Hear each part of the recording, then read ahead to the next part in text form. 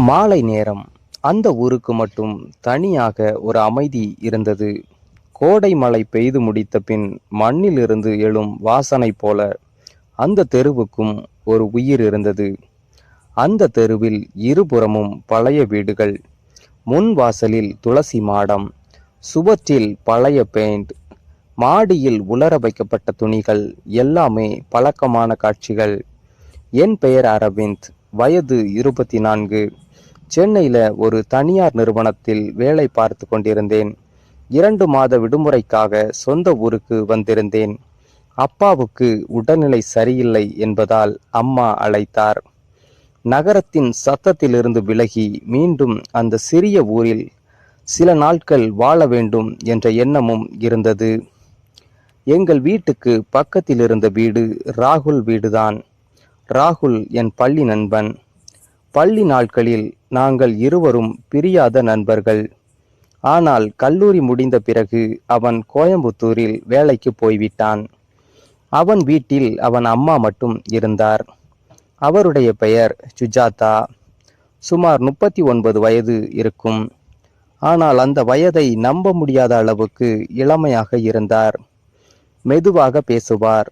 யாரிடமும் அதிகமாக பழகமாட்டார். எப்போதும் சீராக அணிந்த புடவை, நீளமான முடி, நெற்றியில் சின்ன சிவப்பு பொட்டு, பார்த்தவுடன் மரியாதை வரவழைக்கும் தோற்றம்.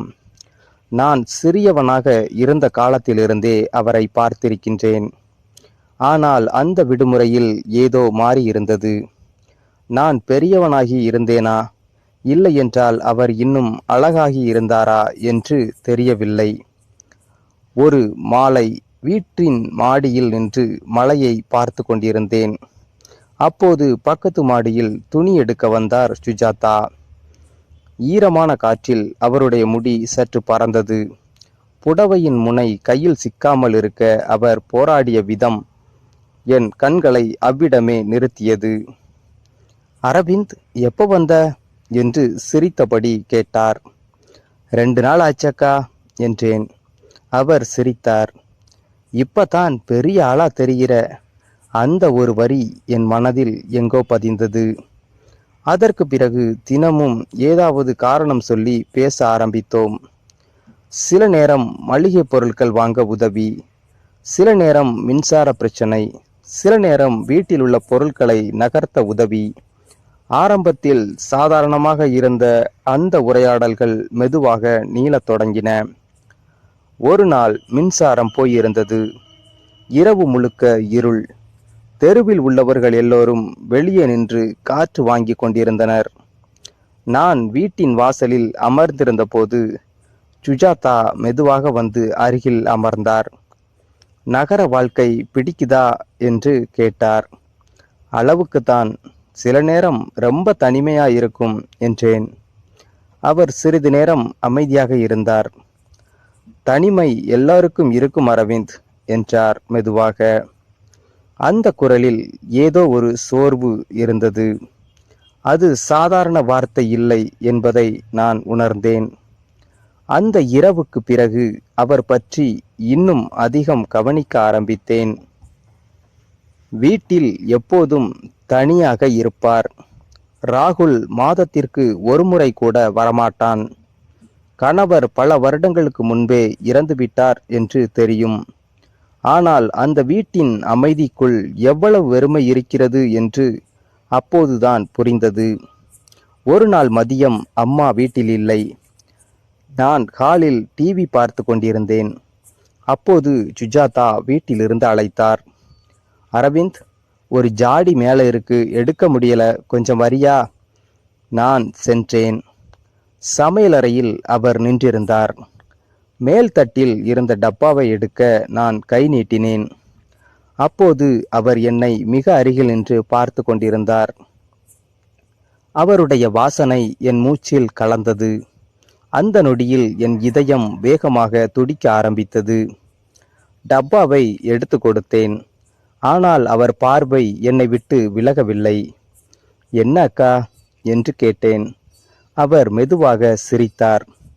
நீ ரொம்ப மாறிட்ட என்றார். அந்த வார்த்தைக்கு என்ன அர்த்தம் என்று புரியவில்லை. ஆனால் அந்த கண்களில் இருந்த உணர்வு என் மனதை குழப்பியது. அதற்கு பிறகு எங்களுக்குள் இருந்த தூரம் மெதுவாக குறைந்தது. பேசும் நேரம் அதிகரித்தது. அவர் சிரிப்பதற்கான காரணமாக நான் மாறினேன்.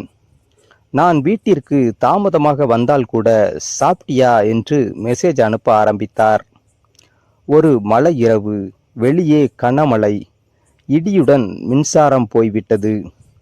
நான் வீட்டில் தனியாக இருந்தேன். அப்போது கதவு தட்டும் சத்தம். திறந்தேன். சுஜாதா நின்றிருந்தார். எனக்கு கொஞ்சம் பயமா இருக்கு, வீட்டில் தனியா இருக்க முடியல என்றார். அவரை உள்ளே அழைத்தேன். மெழுகுவர்த்தி ஒளியில் அவர் முகம் இன்னும் அழகாக தெரிந்தது. மழை சத்தத்திற்கு நடுவில் சில நிமிடங்கள் எதுவும் பேசவில்லை. பிறகு அவர் மெதுவாகச் சொன்னார், என்னை யாராவது புரிஞ்சுக்கணும்னு ரொம்ப நாளா தோணுது அரவிந்த். அந்த குரல் நடுங்கியது. அவர் கண்களில் நீர் தெரிந்தது. அந்த நொடியில் என்னால் எதுவும் யோசிக்க முடியவில்லை. அவருடைய கையை பிடித்தேன். அவர் விலகவில்லை. அடுத்த சில நொடிகள் எங்கள் வாழ்க்கையை முழுவதும் மாற்றியது. அவர் மெதுவாக என் தோளில் சாய்ந்தார். நான் அவரை அணைத்தேன். பல வருடங்களாக தனிமையில் இருந்த ஒரு மனசு அந்த அணைப்பில் அமைதியை தேடியது. அந்த இரவு எங்களுக்குள் இருந்த எல்லா தூரமும் மறைந்தது. ஆனால் அது வெறும் ஆசை மட்டுமில்லை. ஒருவர் மற்றொருவரிடம் தேடிய அன்பு, ஆறுதல், கவனம், அவை எல்லாம் கலந்த ஒரு உறவு.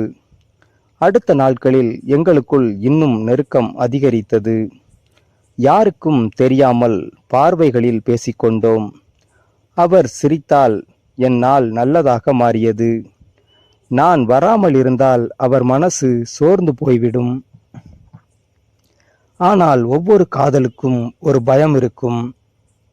ஒரு நாள் ராகுல் திடீரென்று வீட்டுக்கு வந்தான். அவன் வந்த நொடியில் நாங்கள் இருவரும் பதற்றமடைந்தோம். ஆனால் எதையும் வெளியில் காட்டவில்லை. பழையபடி நடந்து கொண்டோம்.